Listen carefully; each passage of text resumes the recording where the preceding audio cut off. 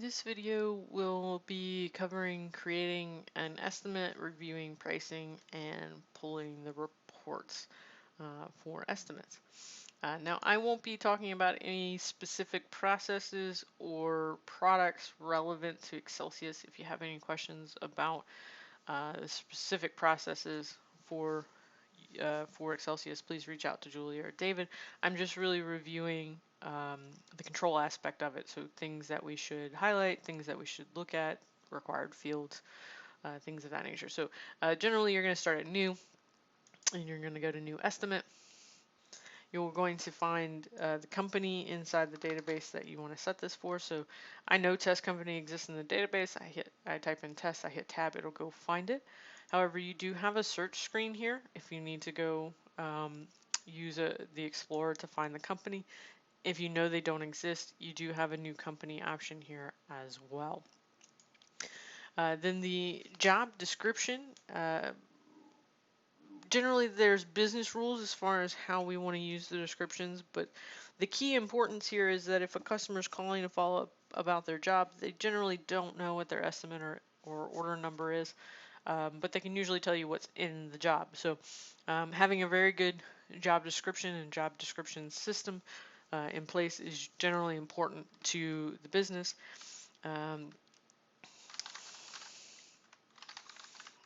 Just so that no one tries to use this next week as production's processing, I'm going to say that my description is estimate video recording.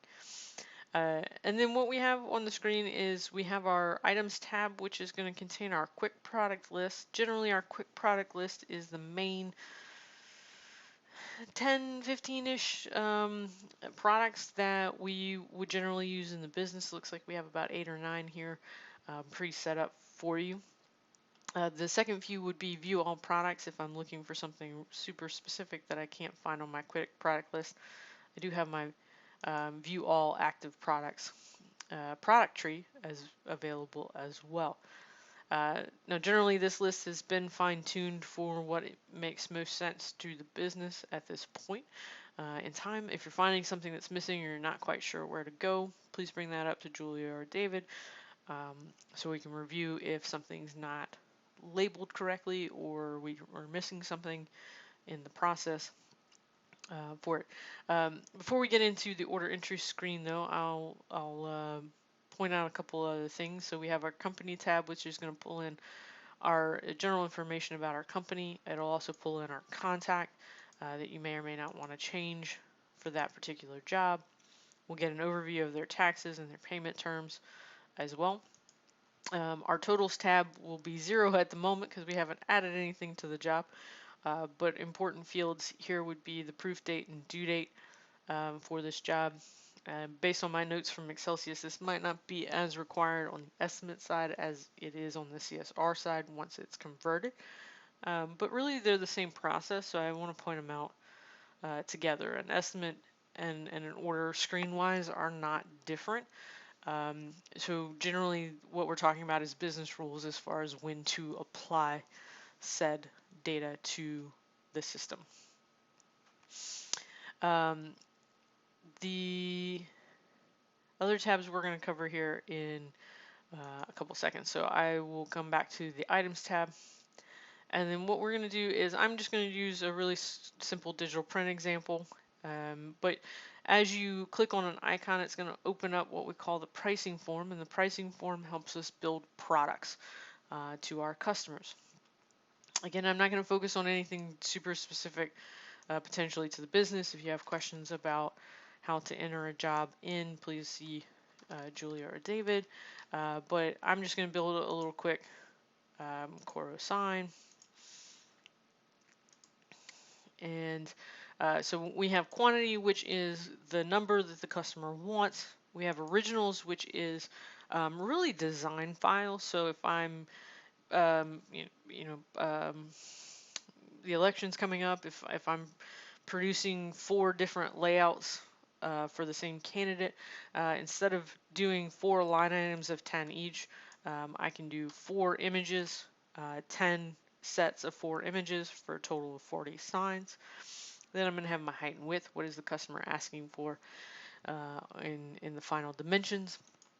What press is it going to be printed on?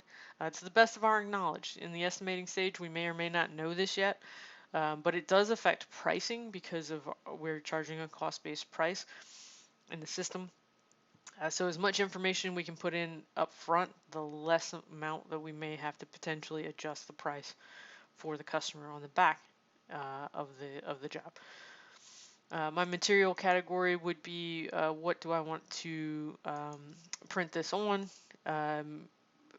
Basically, a type limits the list of the actual materials so that you don't see a long inventory list of all the parts in the system. A quality mode I missed on the press, but it's going to be relevant to every machine. It is going to be what is the speed at which I'm producing this action. So in this case, I'm printing. How fast am I printing in the system? Then I have my sides options. So I have single-sided, back-to-back, and I have double-sided. Back-to-back is that I'm going to double the material. I have two single-sided prints that I'm either going to sew or mount together. Versus double-sided is it's the same material, but I'm going to print on both sides of the material. So back-to-back doubles everything. Double-sided doubles everything, ink, labor, and machine time, but not the physical material. Every form is going to come with a description and a notes tab. Description is anything that I want to say about this line item, and it will be available on estimates, invoices, and work orders.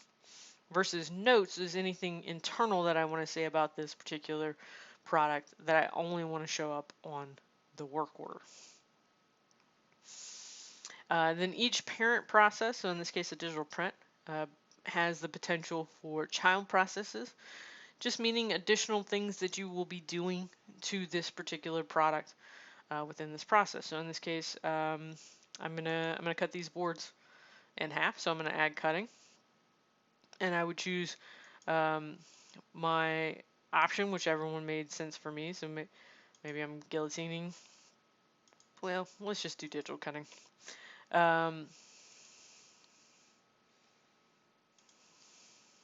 then what speed again am I using on the cutter?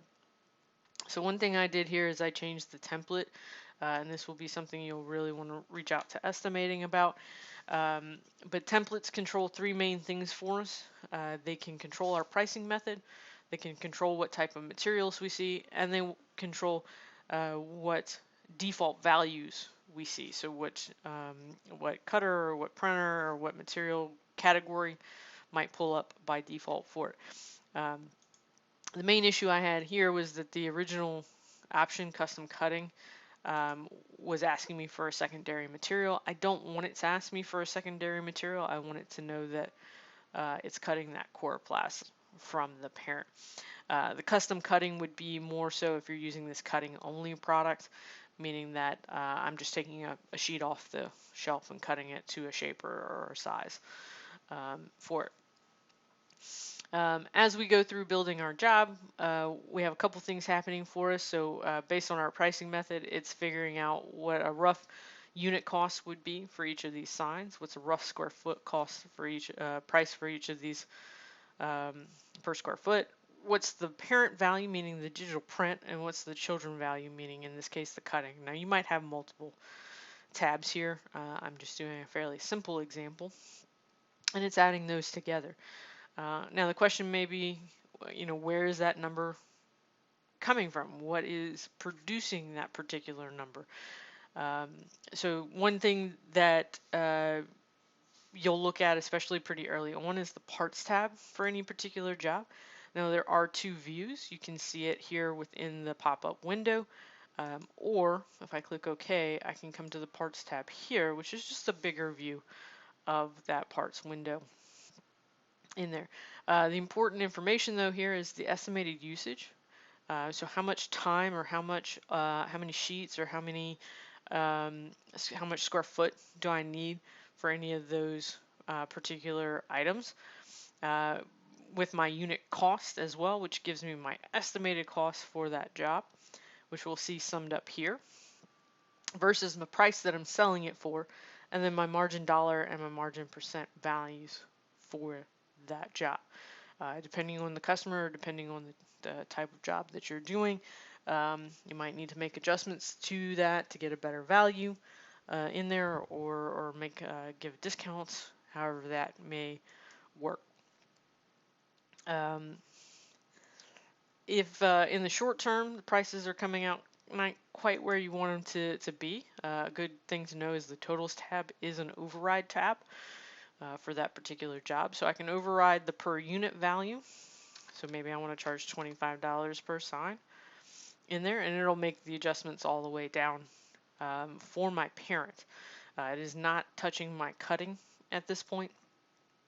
We're just talking about the digital print aspect. And you'll also notice that the red bar is now checked, meaning that it's overridden.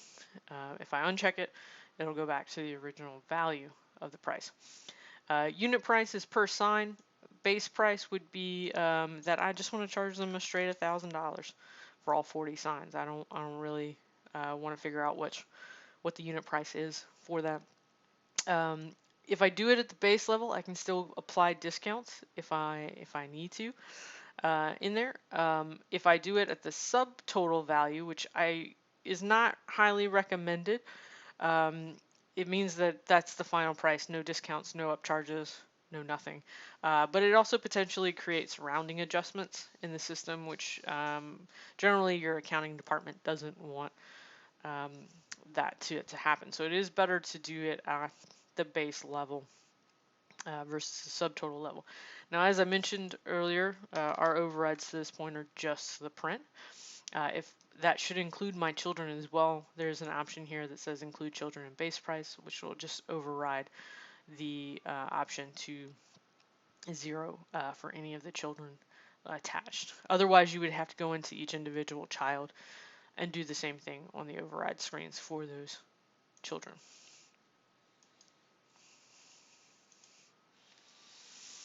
So that's our very basic order entry. Additionally, I could add notes here, so I can have estimate or invoice notes added to the system.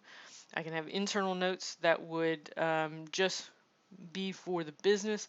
Also, it would generally convert when you convert the estimate to the order, and it would show up on the work order for those types of information.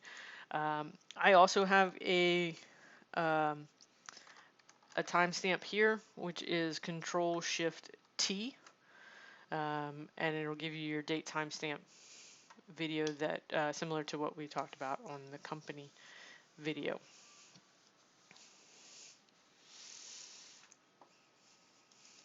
I don't think we have not used user-defined fields up to this point for Excelsius, so that would generally be, as far as the estimating side of things, generally be the tabs that you will be dealing with the most. Now, I only added the one print. I could add other things to this job. I could add a vehicle wrap or install or shipping or cutting or any of these other options, or another digital print if I wanted to. So I can click on digital print and add a second line item. Also, I could clone the first one. So if most everything in that first line item is relevant to the second one, I could just clone it and change the few things that are different about it as well. Similarly, if I've created a line item I no longer need, I have a delete option. And then probably one of the things that as you start building your order history, you might like to explore is under View All Products, we have copy line item and copy all line items, which just ask you to go find the line item from a previous job and then copy it directly into this job. So as you start building that history, it's a really great tool to use that moving forward. So we are going to save this, and we're going to save it as an estimate. It's going to give us an estimate number, but it also gives us our right-hand menu. So generally what I'm going to do is I'm going to come into the print menu, and I'm going to print my report or send it out or preview it, print it. That's a little bit more business rules in here, but if the customer has an email address, the system will try to email it out. Otherwise, I can print it or save it and then send it out myself if I want to. So if I preview it for the video. We have our branding at the top. We have some basic order information, and then we have some basic job information about what was added to the job, totals, and then they can sign off. The most important thing to know about reports is that almost every single reporting system has what we call options. And this is basically show hide options. So you can customize the report to not show the totals or not show the payment terms or hide the description. So you can have these options per report. Now we try to save a configuration that makes most sense for majority of the time. But if I've just on this one job, I don't want to show the notes, I can uncheck that and then have it not print the notes for this report. One word of caution is do not use this button. Save these settings as default is not a great tool. If there's something that we want to change by default, talk about it with Julia or David. They can make the change in the back end. But what's going to happen is if I've already previewed this report, if you rewind the video a couple minutes, you'll see that it's changed from my merge field to something specific now. And if I hit change these settings at this point in time, every estimate from now until someone fixes the merge field will go to Julia. It'll have that estimate information on it, and that's not ideal. It's not what we want. So it's really best to not use that button and make the changes from the back end, which is setup, reporting, setup. So I'll just preview it again. Now the other thing that might happen on the estimate side before we convert it to an order side is you might not win the business. You might not win the bid for it. So while it's in estimate stage, you do have options for voided and lost. They're really generally the same thing. Lost from a control standpoint means you didn't win the job. Why did you lose the opportunity for that particular business, and have an option for a reason. Void typically means something was wrong with the job and you wanted to start over in there, particularly on the order side of things versus the estimate side of things. But that is a shop rule, depending on which one you want to use, which one makes sense. Generally, they are kind of the same thing, but you can report on them differently if you so choose to do that as a business. The other part of estimate side is how do you look it up? You go to Explore and you go to Explore Estimates, and then that'll show you the various levels of estimates. So right now you have everything checked: pending, lost, voided, converted. If I didn't want to see lost, converted, or voided, I could uncheck those and then I just see anything that's active. I can also search if I'm looking for a particular company or a particular description. I have those search options. And then if I'm looking for something that's historical, lost, converted, or voided, I have a date option. So how far back do I want to go in my history to look for this particular option? So you have an all, you have a custom date range, you have some standard date ranges that you can use to search for that particular job. Now I don't have to open a job, and this is kind of leaning into dashboards a little bit. I do have a right-click menu here. I could print this report as long as it's the selected report, meaning the checked report. And I can also make some basic changes to it. I can mark it lost, I can mark it voided, I can convert it from here. I can change due dates, descriptions, things of that nature. So you can do a lot via that right-click menu, but then if you prefer, which most people do, you can open it up and then do those same things with the right action toolbar. So I think that's going to wrap up the estimating side of things. We'll come back with another video about converting it to an order and then talking about more on the order side. Thanks.